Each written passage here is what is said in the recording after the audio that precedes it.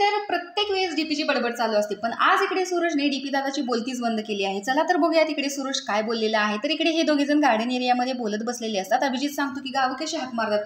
उहू उहू. सूरज म्हणतो तुम्हाला कसं कळलं. तर तो म्हणतो आमच्या इकडे पण गावी अशीच हाक मारतात रे. तर कुहू कुहू. हा असा हाक मारतात का, असं अभिजित म्हणतो. तर सूरज विचारतो कशाचा आवाज आहे सांगा बरं. अभिजित सांगतो कोकिळेचा.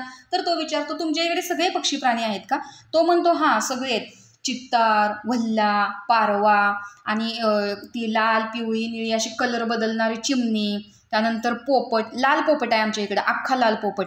त्याची चोच जी आहे ती पिवळी असते, म्हणजे हिरवा पण पोपट आहे, लाल पण पोपट आहे, आणि त्याचा थवा असा आभाळातनं जात असतो चरायला, आणि तो मी असा बघत बसतो. आणि मित्राच्या झाडावर ते पेरू खाते. त्यानंतर आमच्याकडे हरण आहे, ससा, घोरपड.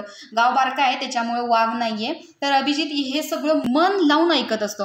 आणि त्यानंतर सांगतो की मित्राच्या झाडावरती एकदा पोपट बसलेला, त्याने तिथंच पेरू खाल्ला, तिथंच अंडी घातली, पण तिथंच पिल्लं काढली, आणि त्यातलं एक पिल्लू ना असं खाली पडलेलं, आणि ते मित्राला सापडलं. मित्र म्हणजे ऋषी नावाचा त्याचा मित्र आहे. तर ते मित्राला सापडलं. मग त्याला हळद लावली आणि त्याला डाळिंब, पेरू, चिक्कू खायला घातले. ते वाढत वाढत गेलं आणि त्याच्यानंतर ते उडून चाललेलं, पण त्याने धरलं आणि पिंजऱ्यात ठेवलं. आता त्याला ऋषी आला, ऋषी गेला, असं बोलायला शिकवलं. तर यांचं हे बोलणं चालू असताना मध्येच डीपी दादा येतो. त्याला अर्धवटच कळलेलं असतं. तो म्हणतो कोण. तर अभिजित सांगतो पोपट रे. तर त्यानंतर तो विचारतो कोण, म्हणजे त्याला विचारायचं असतं की कोणी बोलायला शिकवले. तर सूरज म्हणतो राहू द्या, तुम्हाला नाही कळणार. तर अशा पद्धतीने सूरजने इकडे डीपीची बोलतीच बंद केली, कारण त्याच्यानंतर तो काहीच बोलत नाही. तर सूरजमध्ये झालेला हा बदल तुम्हाला कसा वाटला हे कमेंट बॉक्समध्ये नक्की सांगा. अशाच व्हिडिओसाठी आपल्या चॅनलला सबस्क्राईब करा.